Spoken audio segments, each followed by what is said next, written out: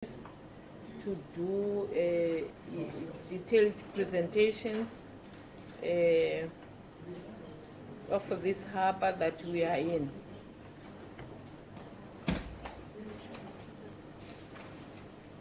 Oh, the harbour master? Oh, okay. Morning. Yes, thank you so much. Oh, okay. Oh, community member, stakeholder. Okay, let's deal with the introductions. I thought it's only the team that we have been with since Saldanha that is here. The members of the portfolio committee that are with me today. On my far left, it's Honorable Shelley Mukoto. Next to her, it's Honorable Tim Mashele. As you can see, they are both wearing red. So please be aware of them. Next to me, on my left, it's Honorable Sharon van Schalkwyk. Next to me on my right is Honorable Lindy Mjobo. Next to her is Honorable Mehdi Hicklin. Morning, everybody. Our support team, we have Ms. Martinez, the Community Secretary, Mr. Shuaib, our content advisor, Ms. Inez, our researcher, and Ms. Tabiso, our assistant. We have also a team from communications, Fundi, Faith Ndenze, Temba, Snare, and Caesar. Yeah. So that is the team that we are with from Parliament. And we also have our security, the ones that are making sure that we are safe. We arrive in time, though the weather decided otherwise today. Over to you, Mr. Oh, my name is Nolita Ntobongwana, the Chairperson of Public Works and Infrastructure. Over to you, Mr. Kubek. Thank you, Honorable Chair, and greetings to the Chair and Honorable Committee members. The name is Nkosana Kubeka, Acting DDG Program Management Office in the Department of Public Works and Infrastructure. Next to me is Chief Director Muladelo Mwasa in the PMO. Across the table is DDG Yeleti Makubele for the real estate investment leases. Dimakasho Mukachane Chokwe Mukachane. She is also a director for real estate at head office.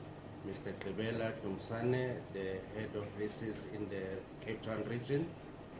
I will skip the colleagues from the FFE, Batabile from support team of the Office of the Intergovernmental, the Cape Town Regional Manager, Ms. Penga, Susie Valentine from the Cape Town Regional Office on the user assets, Soli Chwane, Director Real Estate State-Owned Facilities from National Office, Ms. Patu Mabuda from the Director in the Intergovernmental Unit at Head Office. Thank you, Honorable Chair. Honorable Chair, honorable members, DDGs, let me simply say all protocols observed. My name is Norman Simon. I'm working for Department of Environmental, Forestry and Fisheries. I would like to apologize for my DDG and the acting director. They could not make it today due to some other commitments. Today I'm here with Shafiq Abrams, is the Harbour Master of Kalk Bay. Thank you so much. Thank you so much. Today we're going to get the presentation, though we don't have, okay, but we have the document with us. So won't be able to see it on the screen. Over to you, Mr. Kubek. Thank you, Chair. In the package that was sent, we will refer to Annexure E, which is a detailed report on Kalk Bay. Honorable Chair, fortunately in this harbour we did not have sunken vessels, so the vessels, at least here, we don't have the problem of a sunken vessel. But the repair program,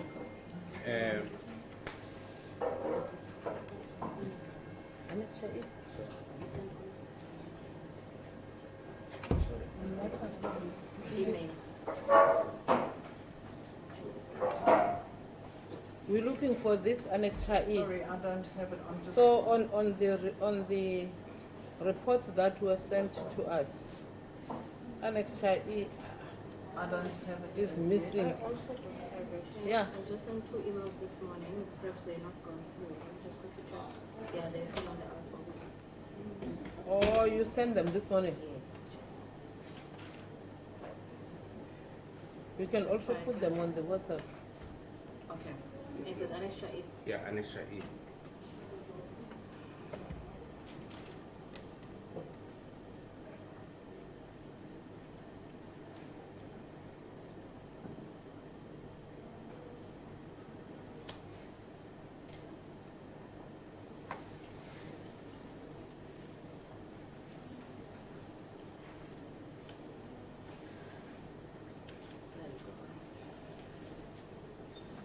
Send it by WhatsApp now.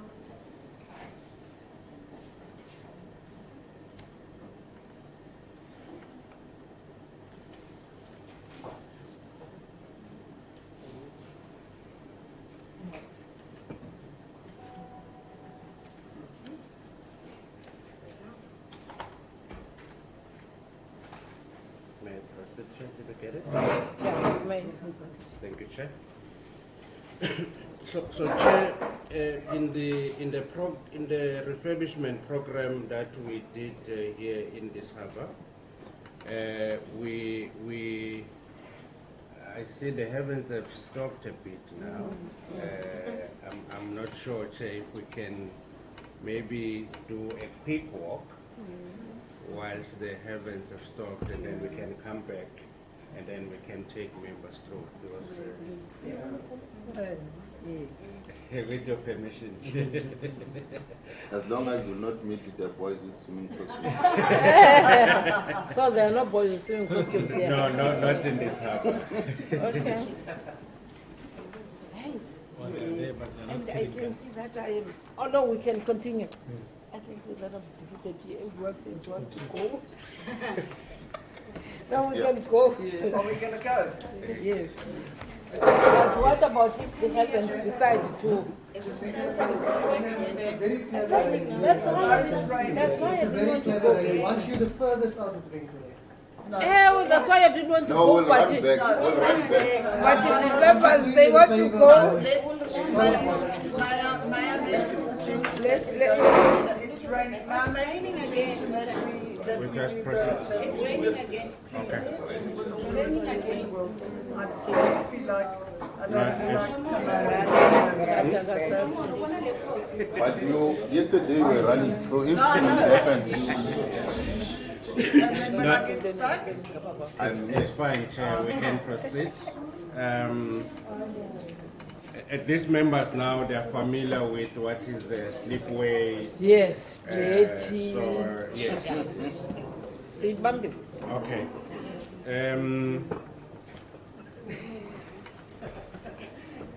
So, Chair, and I'm sure the Harbour Master will indicate to us, this is also a very busy harbour. there's a very peculiar traffic congestion. I'm sure, Chair, as you were driving in, you could see because of the rail. So during the busy time, to have access into the harbour is very difficult because sometimes the booms closes because of the train that must pass through.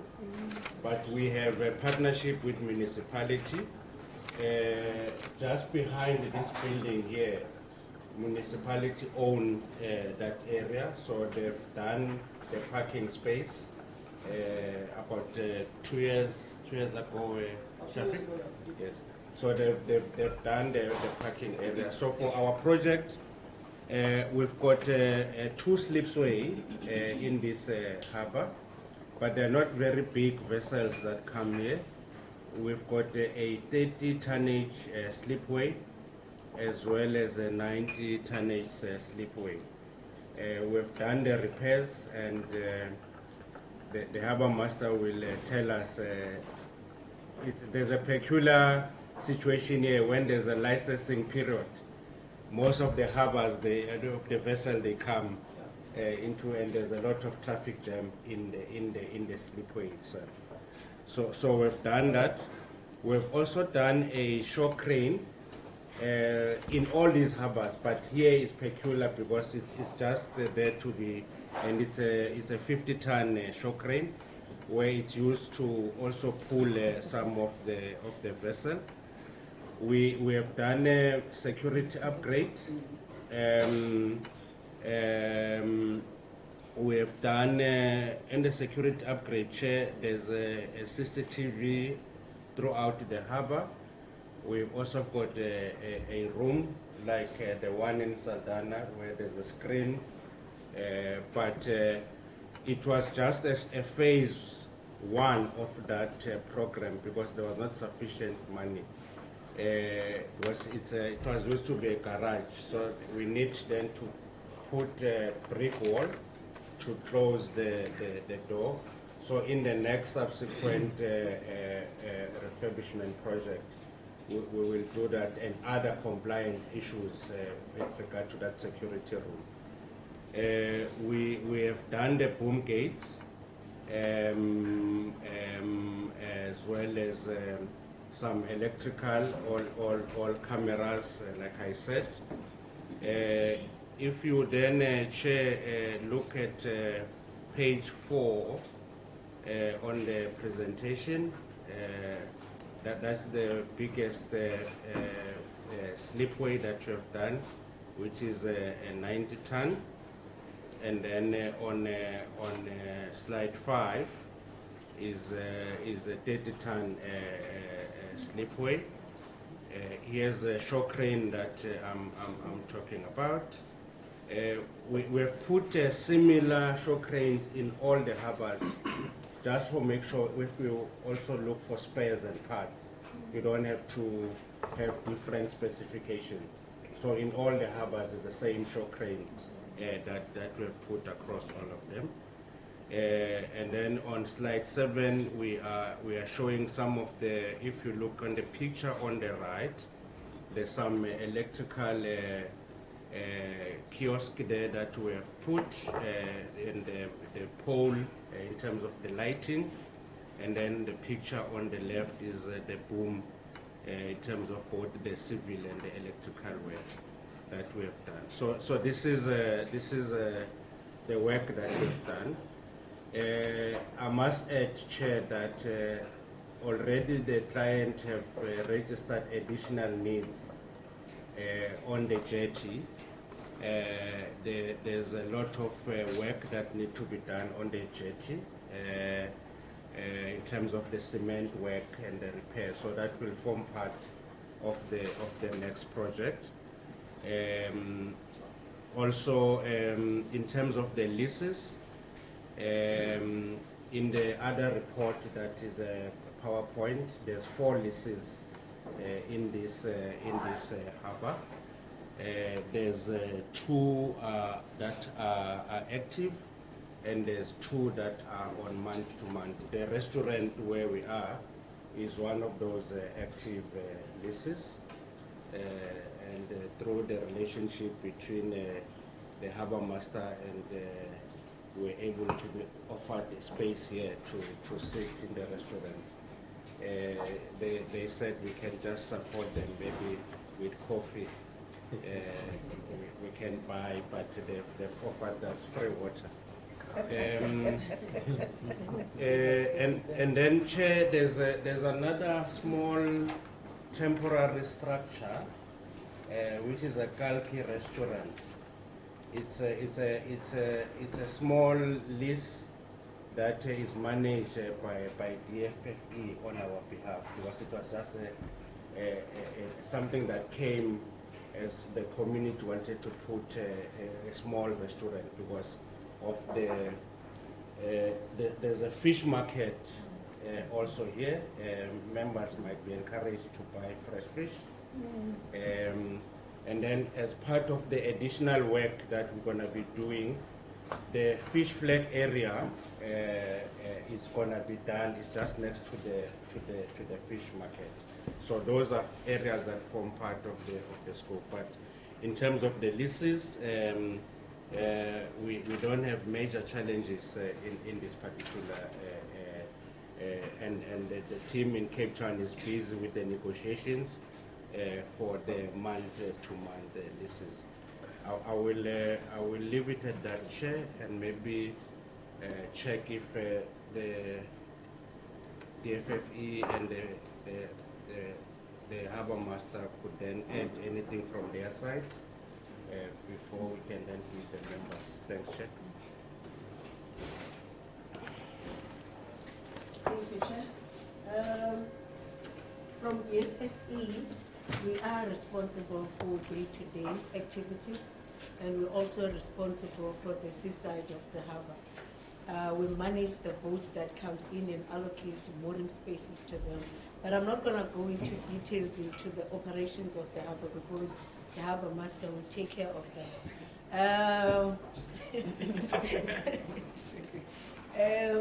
All right, one thing that I want to clarify here, we have an issue of lack of manpower. We've indicated on other harbours. We only have 2 dock masters, but on an ideal situation, we're supposed to have 2 dock masters and 3 dockers. Currently, we're having 13 EPWP members. Out of that 13, 8 is women and 5 is males. Unfortunately, in this harbour, we don't have any disabled person because on the application there were none, but on other harbours we do. We also have 5 veterans that are assisting with the day-to-day maintenance of the harbour. The other issue that is a problem here is the security, just like any other harbour that we've mentioned. I'm glad to say that yesterday I've signed a form where I'll be part of the bid committee, where we will be focusing on the security of the harbour. On that committee, we will engage with Public Works. We want to them to form part of that as well, so that we don't miss each other on the road. I think that's about it from my side. Shafi, do you want to add anything operational? Thank you, honourable members. Just to add on, we have 30 cubicles facilitated for cushioning, 3 containers using spaces here, 32 commercial vessels that moored inside our harbour. In the West Coast rock season, which is now currently April to September, we host another 15 vessels from other harbours, Saldanha, Hout Bay, to catch the fish this time, because this is the grounds of West Coast rock lobster. This is the area. So this harbour will be soon full in terms of other vessels coming to catch the fish here. We have 12 hawkers. 12 hawkers that trade in this particular area. Sorry, 12. Hawkers. Yeah. We call them hawkers, right? They trade with fish, they trade with, they've got the cures, they trade with African traders. So you will see them daily here, all right? It's depending on also the weather conditions. Right? We have 4 fish cleaners in particular. Then, like I said, 4 restaurants in this particular area. Mostly this restaurant is owned by Public Works. It's rented out by the service provider. So this is basically the status in terms of utilities in terms of our harbour. Like she said, our responsibility comes to the day-to-day management of this harbour. operationally. All right. Visiting fleet, any structures, not fixed structures, but any sitting structure of movable structures, right? Then we can we operationally deal with that. Any film shoots that we have here. Recently, we have basically 2 years ago we had a film shoot with the actor Van Diesel. We booked out this album, and we now had another movie shoot last year, about 1923, about 6 months ago. That was basically Harrison Ford. This is his movie. So basically, if you look at, and the president said that the Kalk is 2 times already, but out we know it. Out we know it. The focus is there. He said in Kalk, and he eats his fish and chips with his family. So this harbour basically attracts tourists, and attract a very international tourists, all right, and very professional people. And next week I have another film shoot. So even though the harbour is regulated in virtue of the Act, Harbour Marine Naval Resources Act, it also gives a space for this private tourists and film shoots and photo shoots, right? So this harbour can add value. It's correctly managed, but if you can just add on resources to facilitate other means for the harbour to be enhanced. And, like I said, one of the challenges I have is my public toilets, which we can maybe address in the next phase. If the president runs, if we get to the public toilet, you will see them, it's clean, no problem, we are clean, it's actually. But what happens if you see the condition? You understand? So if we look at refurbishment, maybe in the next phase of the public toilets, like the DJ said, the fish shed, all right?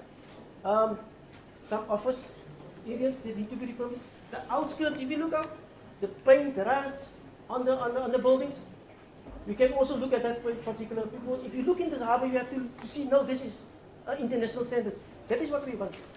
We want the international standard. We want the best for fishing harbour that enhance sustainability, economic growth, and second, the tourism. That is what we want in this harbour. That is what we want to achieve. But we cannot achieve if we don't have the resources behind us. We cannot achieve it. We want to, because like I said, international people is coming here. There's a member of the public. You can tell them there's international people coming here. But we need also that, like I said, people to assist us to improve and enhance the harbour, so that we can be the best fisher harbour in the world. That is how we must have to think. And then, like I said, waste management, sewage pump station. Sewage pump station is a general problem. 5 years ago, the committee was here. That is a general problem. The harbour was not built, basically, this is a fishing village. This was not built basically for the restaurants. It was built basically for the fishermen.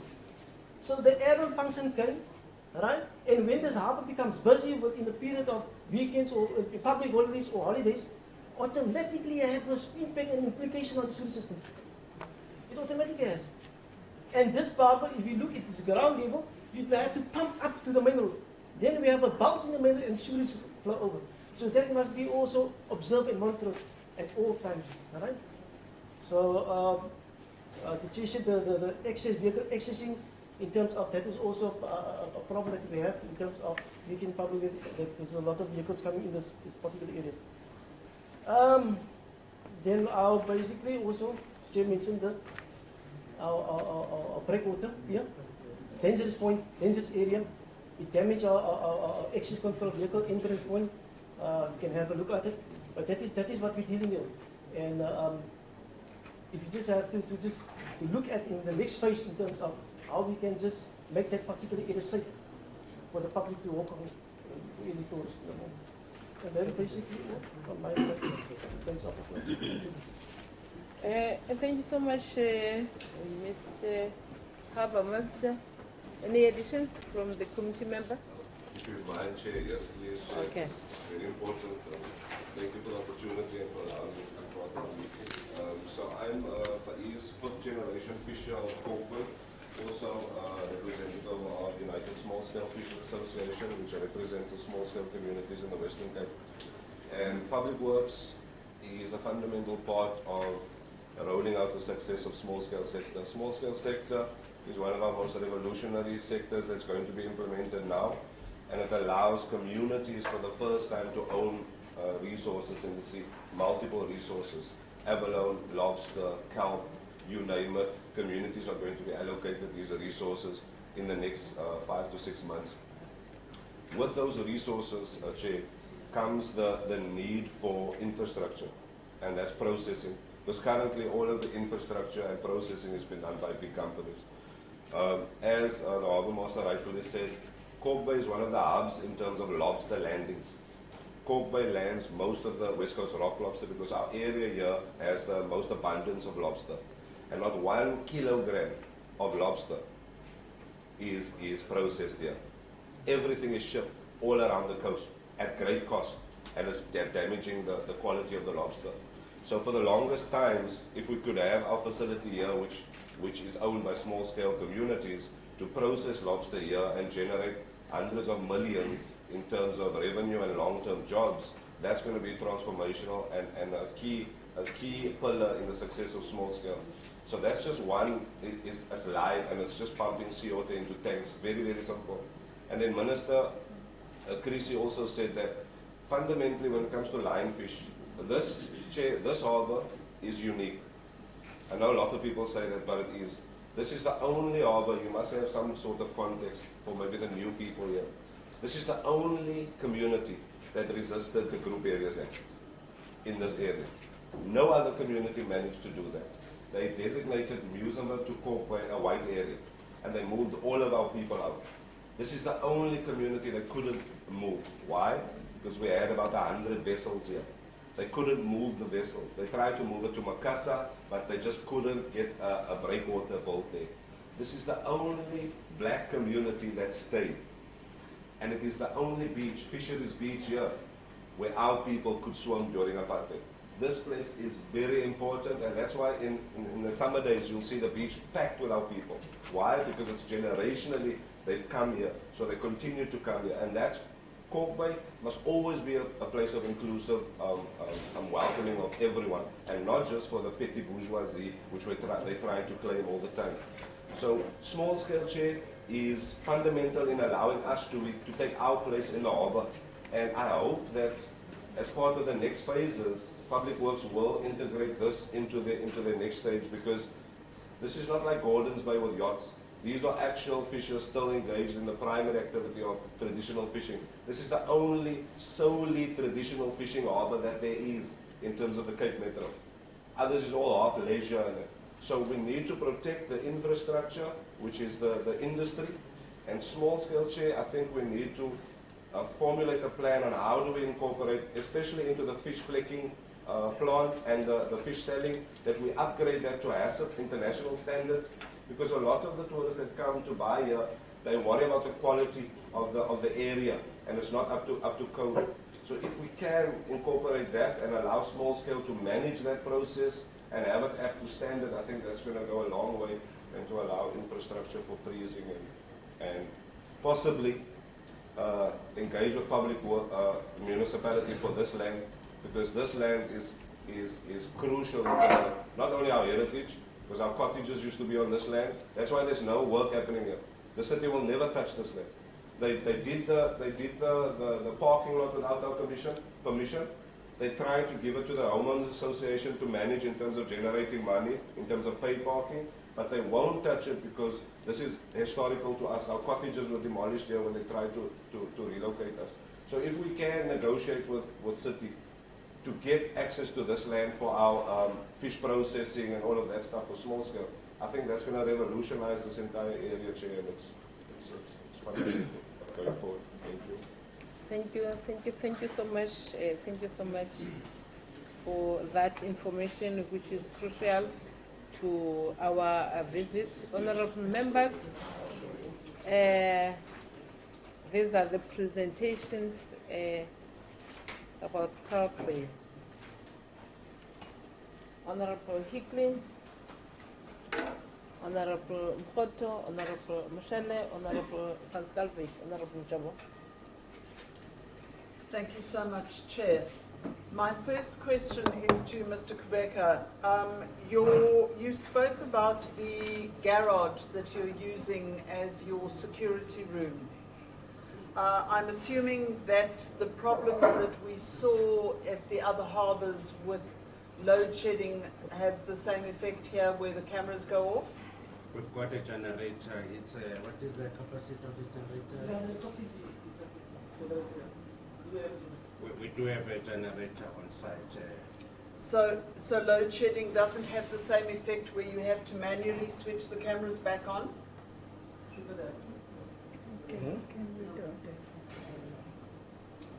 Sorry, Chair. Sorry for the response. I just wanted to check with the, but maybe Honorable can complete the question. Okay. What in the for me, I'm sure it was at was it at Yzerfontein, or where was it that we went? No, it wasn't Yzerfontein. It was at Saldanha, that you had to go and manually switch on the cameras because you couldn't. The load shedding knocked it out. Is that the same problem that you have here? And how secure is that garage if you're saying that in the next phase you need a brick wall? If it's just behind a garage door, I mean, with my